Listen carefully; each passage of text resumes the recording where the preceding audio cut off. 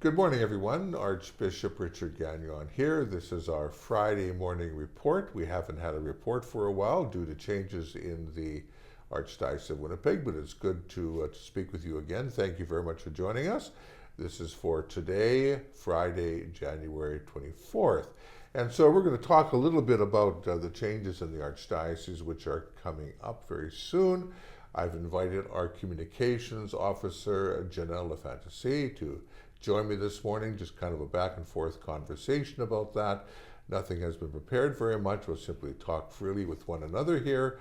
And so I want to welcome Janelle. It's good to have you back in the office. Good to see you today. Thanks for popping onto the screen. Well, thanks for agreeing to do this and just kind of have, a little conversation about the news that came out over the Christmas break. And so we'll just tell us about the Christmas break, Christmas masses at the cathedral.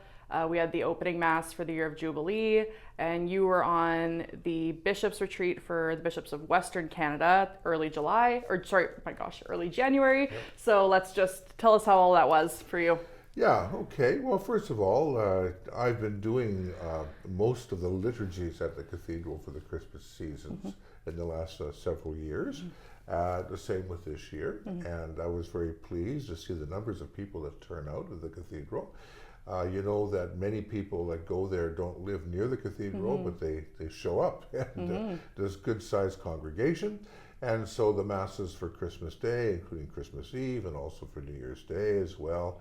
And as you said, we began on the Sunday, the Feast of Holy Family, the Holy Year, the Jubilee year.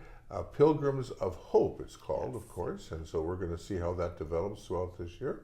And we had a special liturgy for that to open up the new year and the Holy Year, and we placed within the cathedral a special cross. The cross we use on Good Friday sponsored by the youth ministry, the Way of the Cross, the public Way of the Cross. That's placed in the cathedral now as kind of a reminder to all of us of the Holy Year that we are now in. So yeah, the Christmas season went very well indeed. I'm very grateful for that. Good.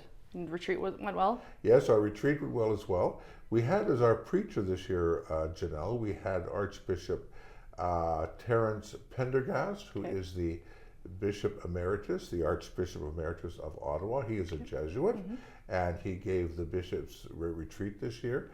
Every year in January, the bishops of the Western region, the Assembly of Western Catholic Bishops, AWCB, gather at Mission, British Columbia, not far from Vancouver, an hour from Vancouver, at Westminster Abbey, at Benedictine Abbey. And so we had a wonderful retreat there. It's also an opportunity for the bishops to kind of connect with one another during the week. And so it's a restful time. It's a change from the routine in the dioceses, and we all look forward to that. And some of the bishops remarked that's one place we go where the water is always a liquid. The lakes do not freeze over, the rivers don't freeze over, so that's been a chosen spot for the Western bishops for some years now. Great. So it went very well indeed. Good. I'm glad you got respite from the cold as well. Yep, absolutely. We're happy for you. Absolutely. So Your Grace, over this time, so we had the Jubilee Mass on the 29th of December, and then the next morning we all got a memo, well, the Catholic Center staff got a memo that our new Archbishop had been appointed by Pope Francis. So kind of tell us about did you know before we did? Not long before you did. All right. Not long. So I guess tell us about your kind of immediate reaction, your thoughts. Archbishop Chatlain is he's been in Manitoba for a number of years, so he's very familiar with the province. Yes. Personally, I think it's a move that makes sense. So what were your kind of thoughts, reactions? Well, we bishops in Manitoba know each other quite well, and I was very pleased at the appointment of Archbishop Murray Chatlain of Cahueta-La Diocese. I know him quite well. But as you say, I didn't know who my successor would be until very close to the public announcement, actually.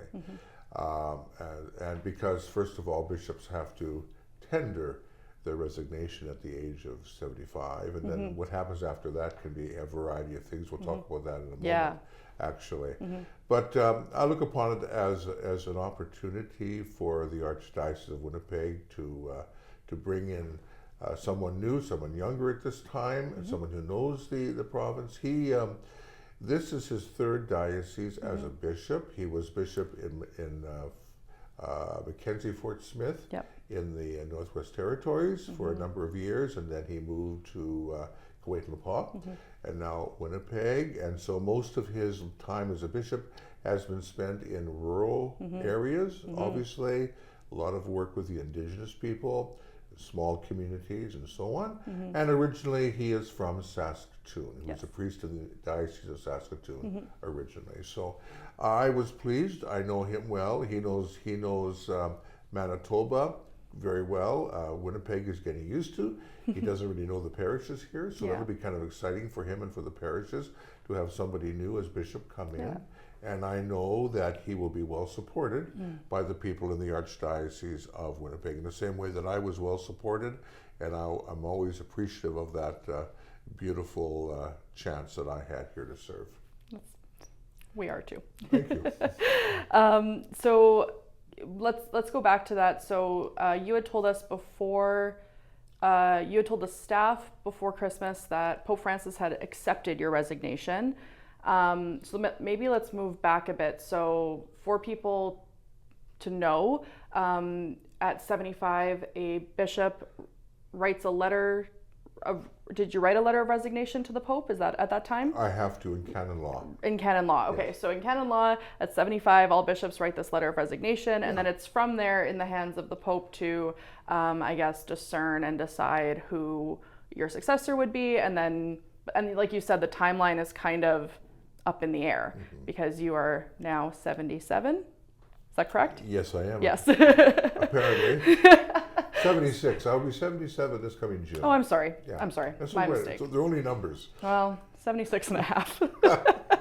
so I guess I guess I kind of just said it, but do you want to elaborate on that at all, or just kind of this experience for you as you send away this letter and then you just sort of wait, and what's that like, and what was that experience like for you? Okay, well, it's something like you said, close to it. A few more details will be involved.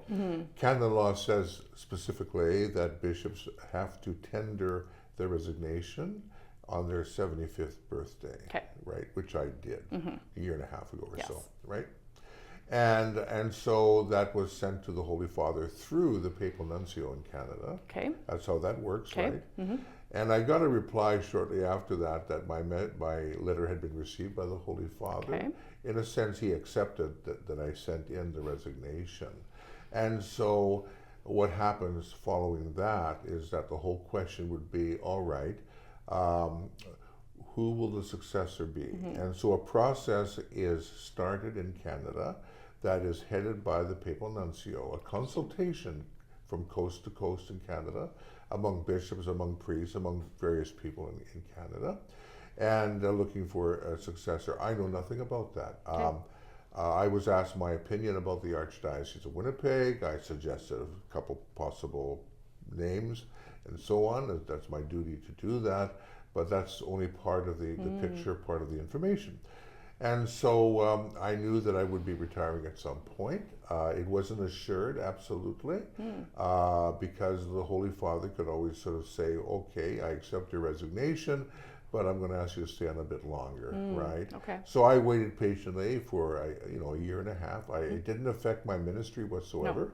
I went about things just like I normally do, as if I was staying here for another 5 years. And indeed, I was willing to stay on. If I was asked to stay on, I would stay on. I'm a strong believer in the fact that one of our callings as bishops and as priests is obedience, and I think that's very important. That's how we experience new things in our ministry also. So anyways, the consultation took place, and then there are 3 names that are sent to Rome by the Apostolic Nuncio. Okay, they call it a terna, T-E-R-N-A. Okay. And that means 3. 3 names through the consultation are sent to Rome. They go to the dicastery for bishops. Okay. and the Dicastery of Bishops receives that, and then they present that to the Holy Father with their recommendation out of the 3 names. Wow. Now the Holy Father can accept the recommendation of the Dicastery. He may choose another one of those names, or the Holy Father may choose another name entirely. Wow. Right? Okay. That's how it happens. In my case, I have no idea what Right. happened, and I accept the fact that it did happen, and so that was communicated to me, and that was about 1.5 years, that process. So I sent my letter of resignation 1.5 years ago or so. And now a successor has been named. And I told the staff, as you know, Janelle, that the Holy Father had accepted my resignation and that a new person will be coming. I didn't know who it was. Okay. And therefore, just to give you a kind of a heads up. And so there it was. And that's kind of how it works.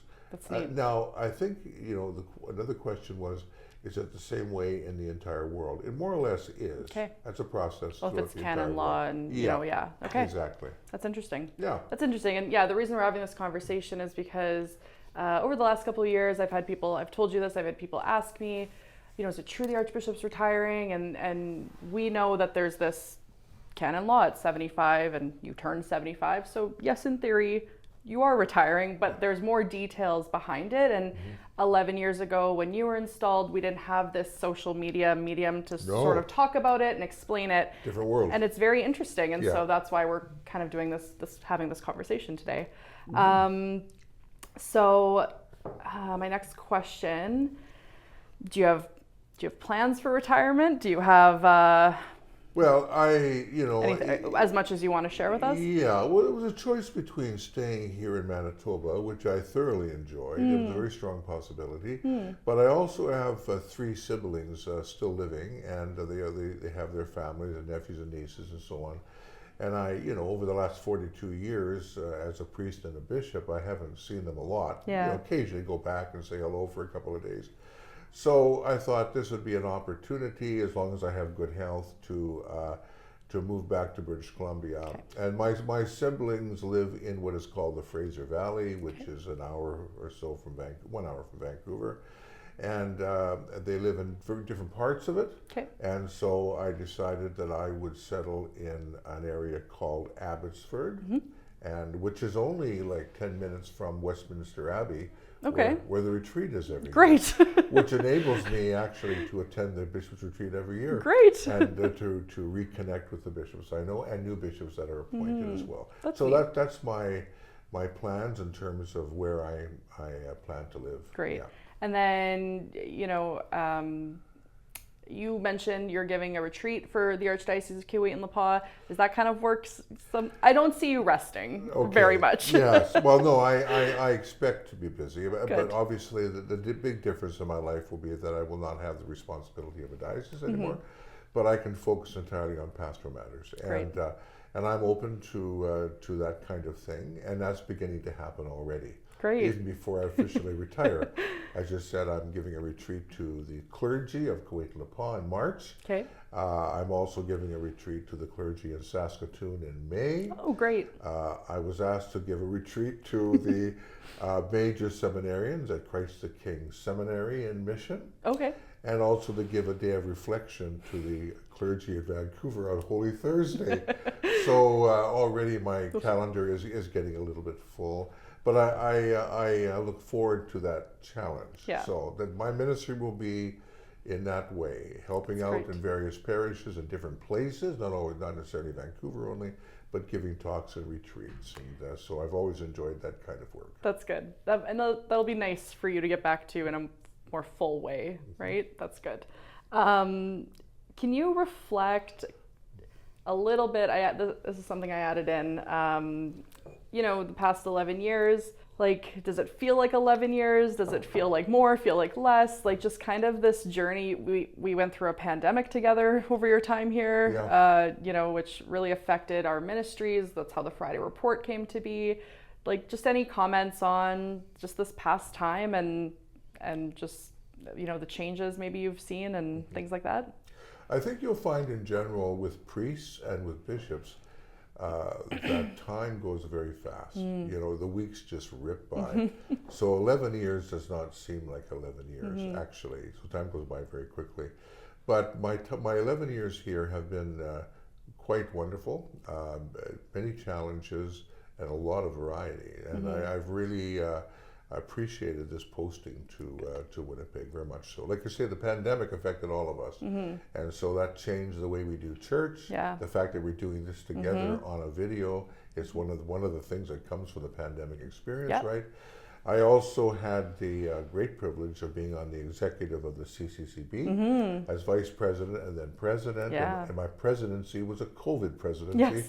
in that it was pretty well entirely during COVID. Yeah. And when I chaired the 2 plenary meetings of the bishops of Canada, it was done online. So Yeah. that's the first time in history in that way. Wow.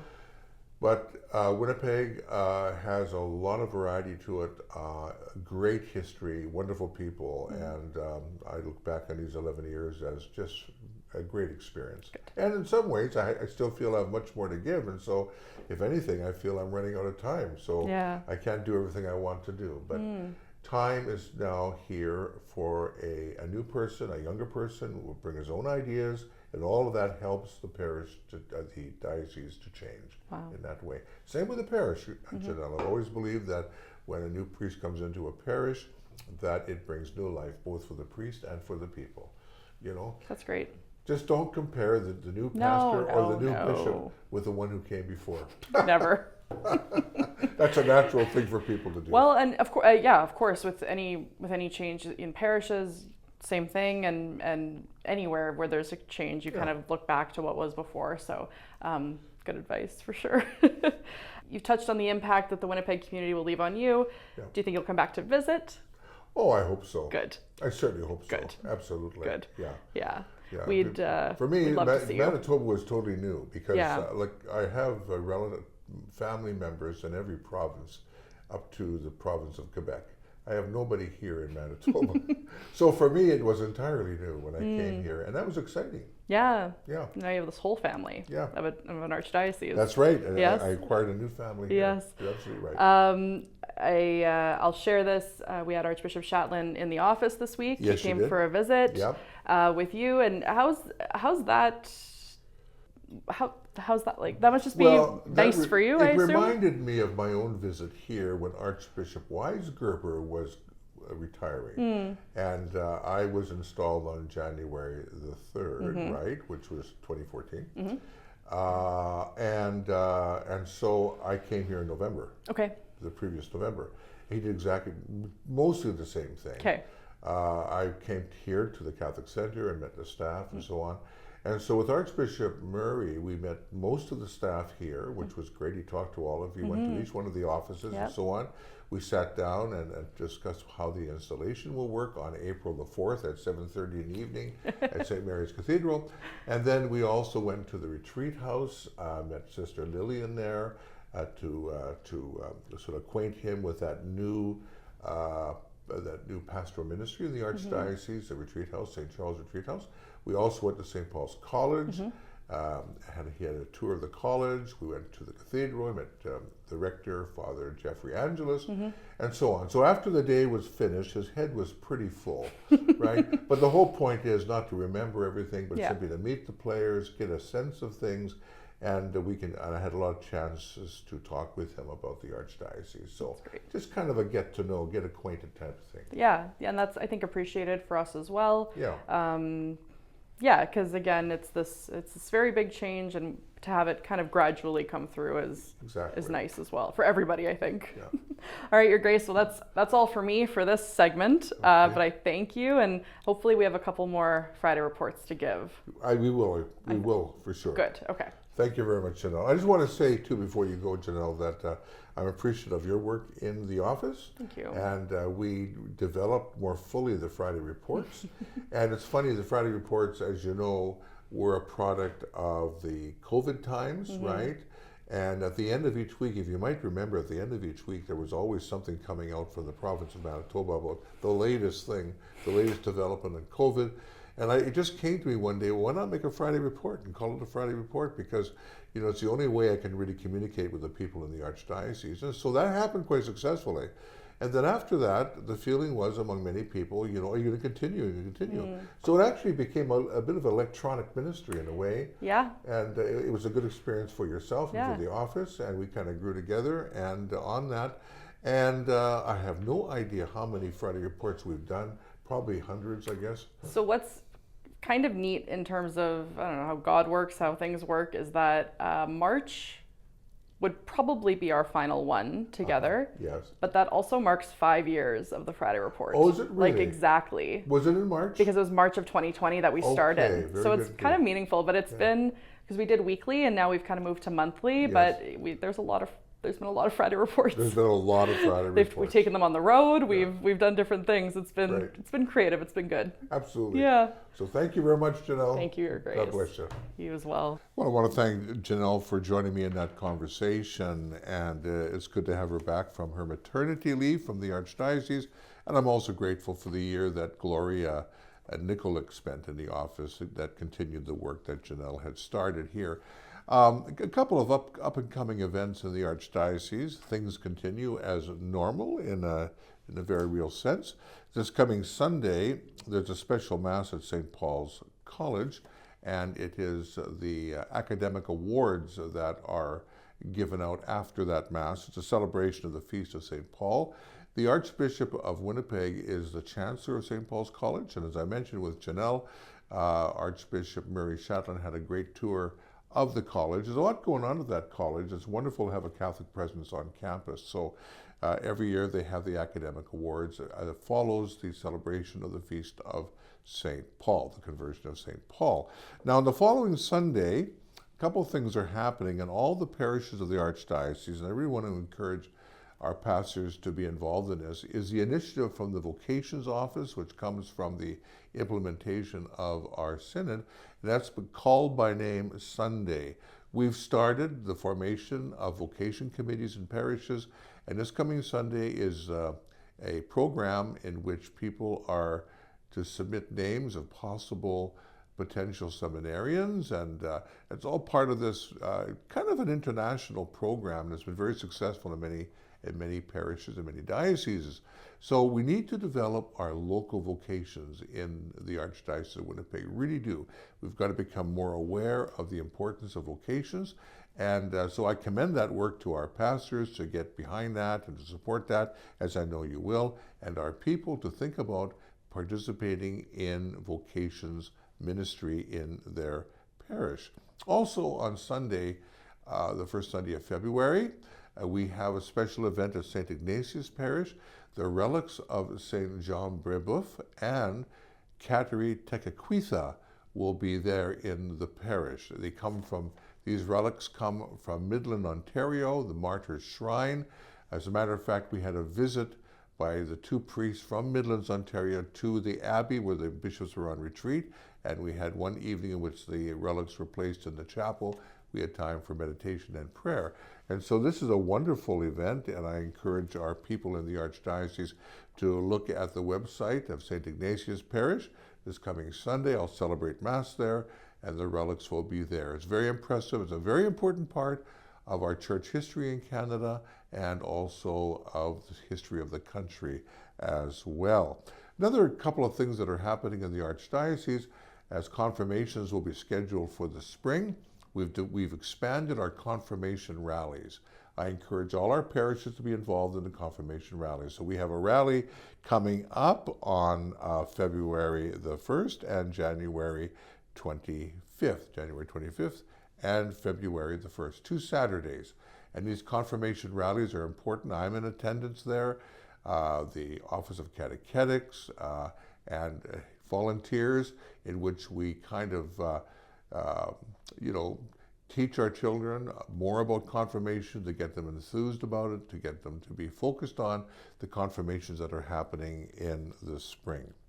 And finally, I want to mention on February 18th, and more information will be going out about this, this year not only is a holy year, it's a Jubilee year, Pilgrims of Hope, it's also the 1700th anniversary of the Council of Nicaea.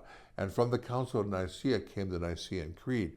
Very important event, actually, in the history of the Church and also of the world in many ways. And so the Nicene Creed, we have a special guest speaker coming in, a Catholic Ukrainian monk from Saskatchewan, Father Gregory Herenicu, will be coming to give a talk to the clergy, and then there'll be a talk in the evening for lay people in the Archdiocese to learn more about the Creed and the history of the Creed. That's very special.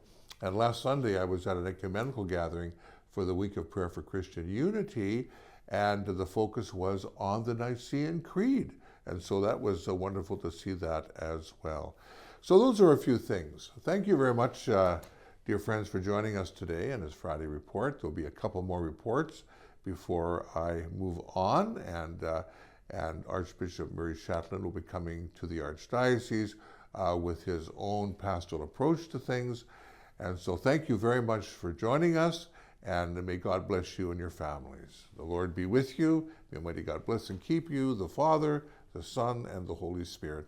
Amen.